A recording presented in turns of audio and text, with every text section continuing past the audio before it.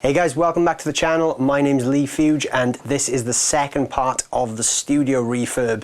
So like I said in part one, this is sponsored by PMT and Oralex, who have provided all of the equipment for this video. So the first thing we need to do is we need to take everything apart.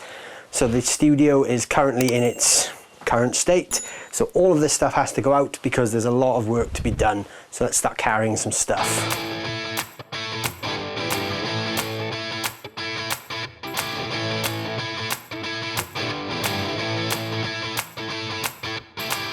I'm not cut out for manual labour.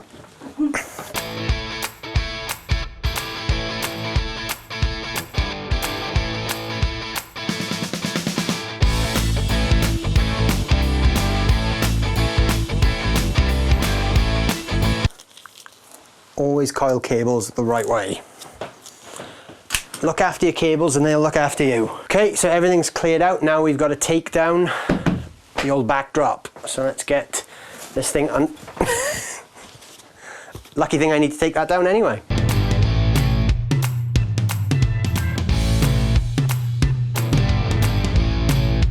That's how high tech my setup is. It's a black backdrop with drawing pins that I coloured in black with a Sharpie to hide against the wall. I haven't seen this white wall in about 3 years.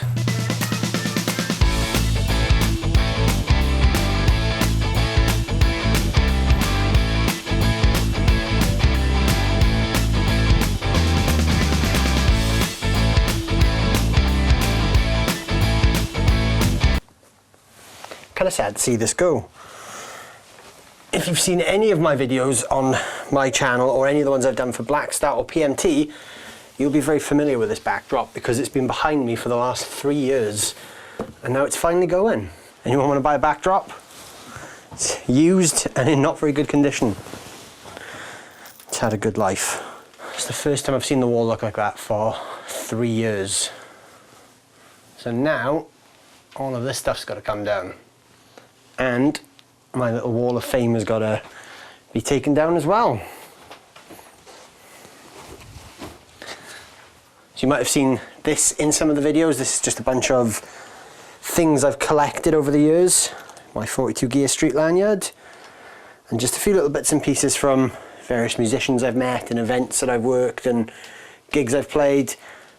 Planet Rockstock and a couple of plectrums from some friends' bands and some sort of famous artists that I've acquired over the years. So all of this has got to be taken down now. So big thanks to Stuart Tate for providing the box that all this stuff's going to be kept in. He didn't know he was providing this, but it just so happens it's a good sized box for me to keep these things in. So thank you, Stuart. Not only does he make good pedals, but he makes good boxes too.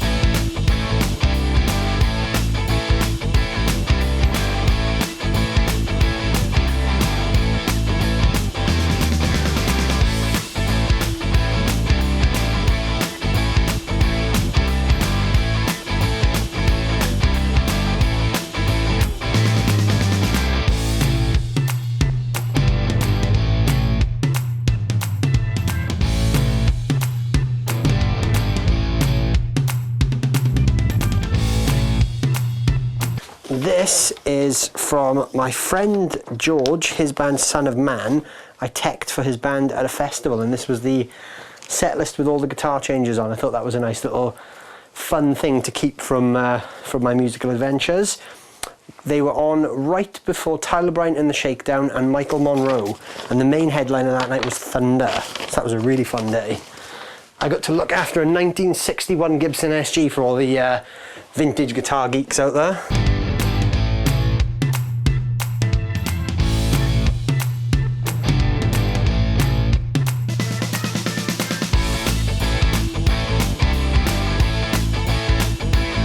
Out of everything I own, I always get asked if this is real, and unfortunately it's not. So Keith, if you are watching, you can come and sign this in real life if you want to.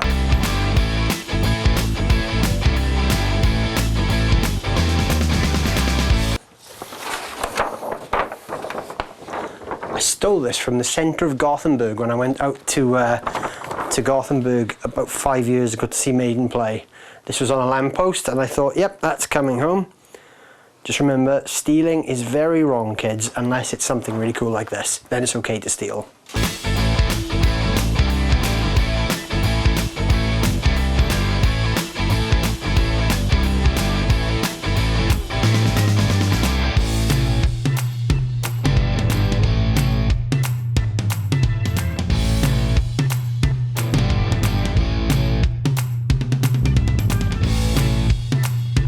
Okay, so now all of this stuff needs to come down. So all of the old acoustic foam. So I'm using this not health and safety approved step ladder. This is an old flight case.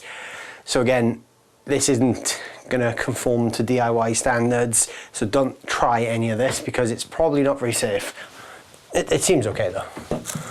So the worst thing about acoustic foam is when you pull it off the wall, it leaves this sticky residue. And the big problem is, like I said, when you rip it off, you get this. So it kind of rips chunks out of the back of the foam. So this is a little bit of a pain to get off. So once I've taken all this down, I'll show you a little sort of quick DIY hack you can use to get all the gunk and the sticky residue off the wall. So we'll rip all this down and then we'll start making the wall look presentable for painting. The good thing is, even though when you use really good adhesive, 9 times out of 10 it does come off quite easy. This is quite cheap acoustic foam, so it rips a lot. So as I'm pulling it, it is coming off in chunks. That's just because I bought this online. I think I paid about £12 for every 24 tiles. So it's not the best quality. I mean, as you can see, this one's literally ripping in my hand as I'm pulling it down. So I'm not going to be too precious. I'm just going to, you know, that's beyond saving. So any I can save, I will, but I'm not worried too much about things like that happening. What's that? There's actually some plaster on there from my old studio as well. So I've actually brought a little bit of my old studio into my new studio with me.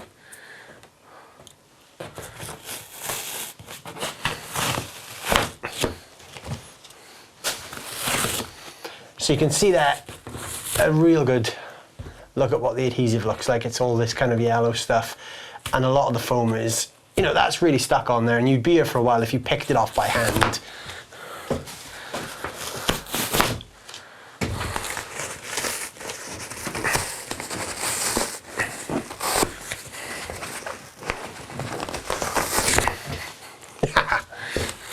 Yes. Do you reckon that one's savable? I wish they all came off that easy. Some of them just literally fall off in your hand. Like that, see? Perfect. I don't even think that was stuck on. That was just being held up by the other tiles, I think. So apparently I stuck the foam on better the closer to the centre of the room I got. Apparently I didn't put too much effort in when I was doing the corner. See?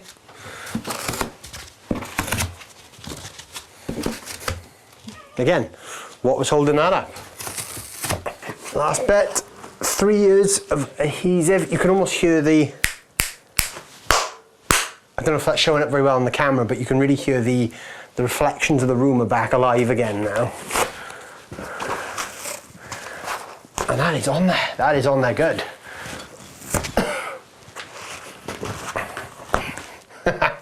Yep, that's on there. And that ain't coming off. Okay, so now that all the foam is off, we've got this horrible sticky residue. So it's pretty tricky to sort of peel it off. I mean, you know, like I showed you, you can really spend ages pulling the stuff off, and you can go down that road, but obviously you'll be there all day. One of these soft sanding blocks is really useful. It does take a layer of paint off, but basically anywhere there's residue, you could just go over it, and it starts to break down the first layer. So even though I've just done a couple of strokes there, you can see on the pan it's actually started to break through.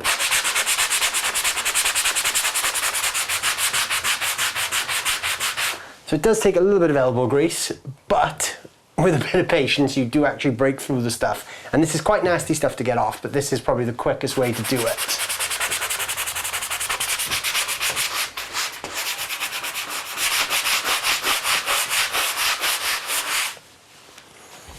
when it comes to areas where there's foam sort of hung down like this, you can still use the block and it just breaks through the foam. It does get messy, which is why I've got dust sheets down. And I probably should be wearing a mask of some sort because you don't really want to breathe this stuff in, but it's fine.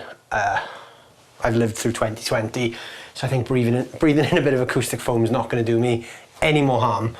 So you can just basically sand your way through it.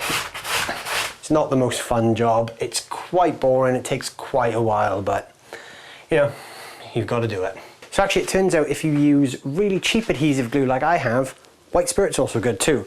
So if you were to pull my face mask back up, as you notice I'm sort of PPE'd up a little bit more now because I'm using white spirit. You don't want to inhale this stuff for too long. So I've got these lovely pink gloves and a face mask on now, so if you could kindly pull that up for me please. So I'm now somewhat protected.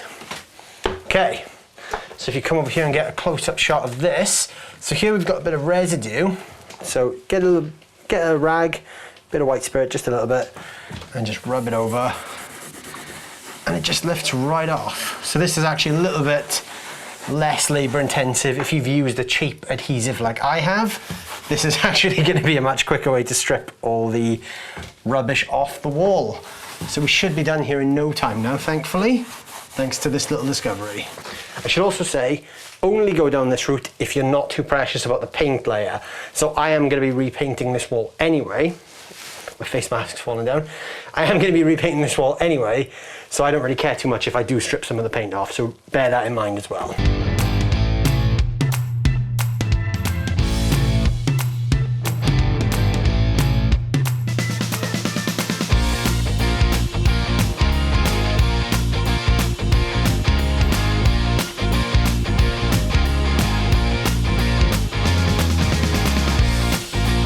Okay, so all of the foam, all of the residue is now gone. So now the next step is to start painting. So there's going to be 3 walls to get painted, but I'm going to start with this one because there's a little bit of prep work still to do on the other 2. I'm going to do this a wall at a time just because of the size of the room. There's not really enough space to move everything out, and this is the easiest place to start. So the first thing we need to do is tape off the edges. Okay, day 2. So as you can see, this wall has been somewhat painted. It needs one more coat.